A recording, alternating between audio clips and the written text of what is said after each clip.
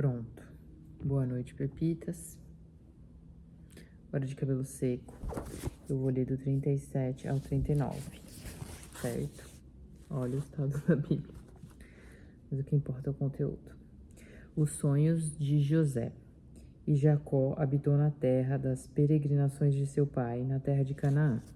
Estas são as gerações de Jacó, sendo José de 17 anos, apacentava as ovelhas com seus irmãos, sendo ainda jovem, andava com os filhos de Bila e com os filhos de Zilpa, mulheres de seu pai. Porém, José trazia má notícias deles a seu pai. E Israel amava José mais do que a todos os seus filhos, porque era filho da sua velhice, e fez-lhe uma túnica de várias cores. Vendo, pois, seus irmãos que seu pai o amava mais do que a todos os seus irmãos, aborreceram-o e não podiam falar com ele pacificamente. Teve José um sonho que contou a seus irmãos. Por isso o aborreciam ainda mais. E disse-lhes: Ouvi, peço-vos, este sonho que tenho sonhado. Eis que estávamos atando molhos no meio do campo. Então vi que o meu molho se levantava e também ficava em pé, sendo que os vossos molhos o rodeavam e se inclinavam diante do meu molho. Então lhe disseram seus irmãos: Tu, pois, reinarás sobre nós. Deveras reinarás sobre nós? Tu deveras terás domínio sobre nós? Por isso ainda mais o odiavam por seus sonhos e por suas palavras. Ingênuo José! E teve José outro sonho e o contou a seus irmãos, dizendo: Eis que tive ainda outro sonho, e vi que o sol, a lua e 11 estrelas se inclinavam diante de mim. E contando a seu pai e seus irmãos, repreendeu o seu pai e disse-lhe: Que sonho é este que tiveste? Porventura viremos eu e tua mãe e teus irmãos a inclinar-nos perante ti em terra? Seus irmãos, pois, o invejavam. Seu pai, porém, guardava este negócio no seu coração. E seus irmãos foram apacentar o rebanho de seu pai junto de Siquém. Disse, pois, Israel a José: Não apacentam os teus irmãos junto de Siquém? Vem e enviar-te-ei a eles. E ele respondeu: Eis-me aqui. E ele lhe disse: Vai e vê como estão teus irmãos e como está o rebanho, e traze-me resposta. Assim o enviou do vale de Hebrom e foi a Siquém. José vendido como escravo. Calado vencia, né, José? E achou um homem, porque eis que andava errante pelo campo, e perguntou-lhe o homem, dizendo: Que procuras? E ele disse: Procuro meus irmãos. Dize-me, peço-te, onde eles apacentam. E disse aquele homem: Foram-se daqui, porque ouviu-os dizer: Vamos a Dotã. José, pois, seguiu atrás de seus irmãos e os achou em Dotã. E viram-no de longe, e antes que chegasse a eles, conspiraram contra ele para o matarem. E disseram um ao outro: Eis, lá vem o sonhador. Vinde, pois, agora e lancemo-lo numa destas covas e diremos: Uma fera o comeu, e veremos que será dos seus sonhos. E ouvindo, Ruben livrou-o das suas mãos e disse: Não lhe tiremos a vida. Também lhes disse Ruben: Não derrameis sangue, lançai-o nesta cova que está no deserto, e não lanceis mãos nele. Isto disse para livrá-lo das mãos deles e para torná-lo a seu pai. E aconteceu que, chegando José e seus irmãos, tiraram de José a sua túnica, a túnica de várias cores que trazia. E tomando-o, lançaram-no na cova, porém a cova estava vazia, não havia água nela. Depois assentaram-se para comer pão. Então levantaram os seus olhos e viram uma companhia de ismaelitas que vinha de Gileade.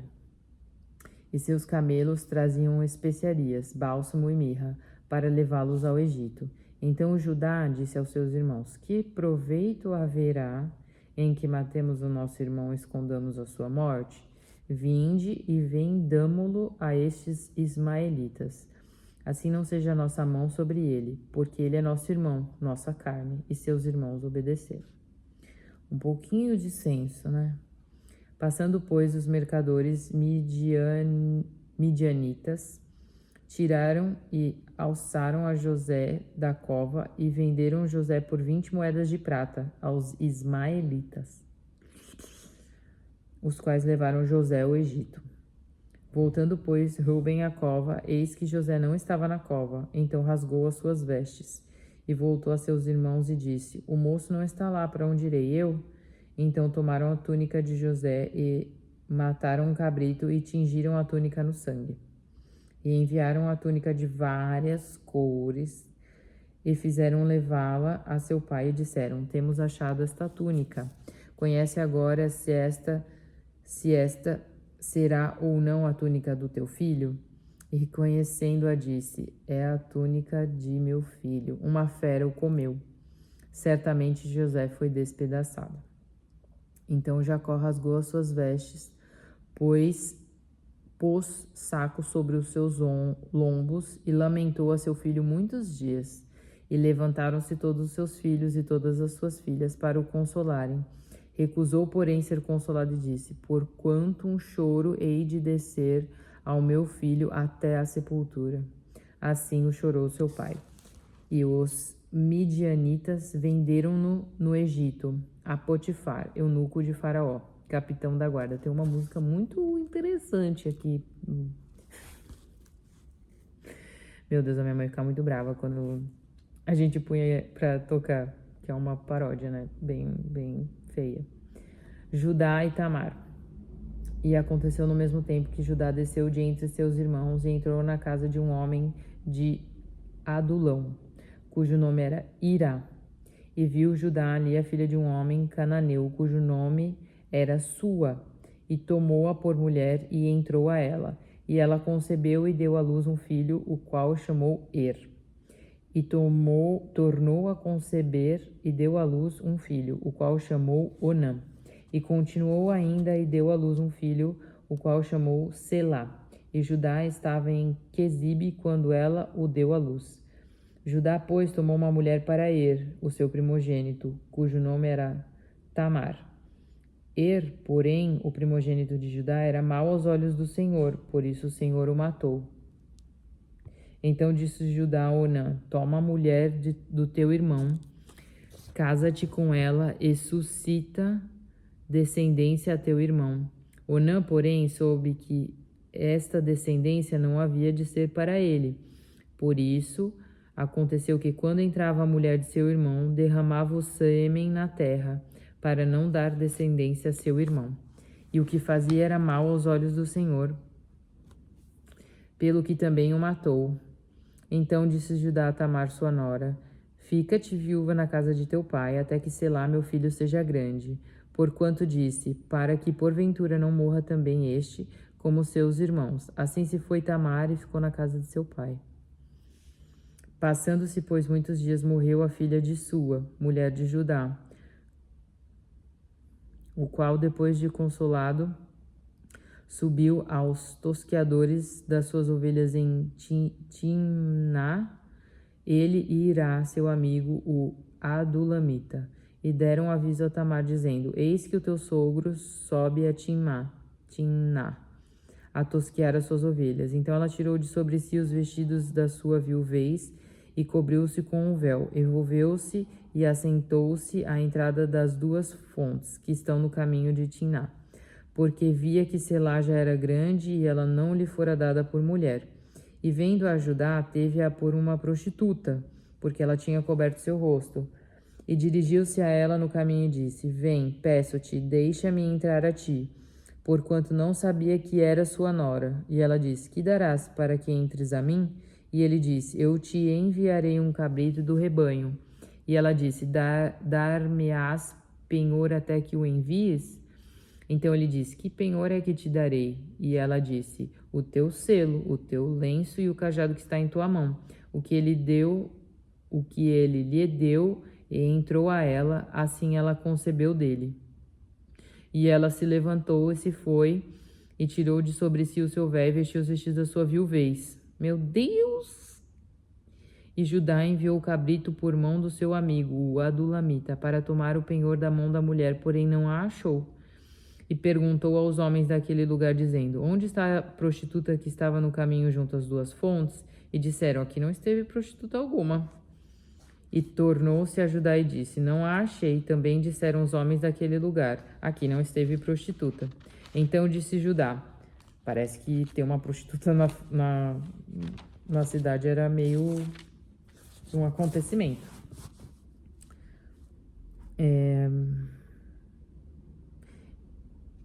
Então disse Judá: Deixa-a ficar com o penhor, para que porventura não caiamos em desprezo. Eis que tenho enviado este cabrito, mas tu não a achaste. E aconteceu que, quase 3 meses depois, deram aviso a Judá, dizendo: Tamar, tua nora, adulterou, porque está grávida do adultério. Então disse Judá: Tirai-a fora para que seja queimada.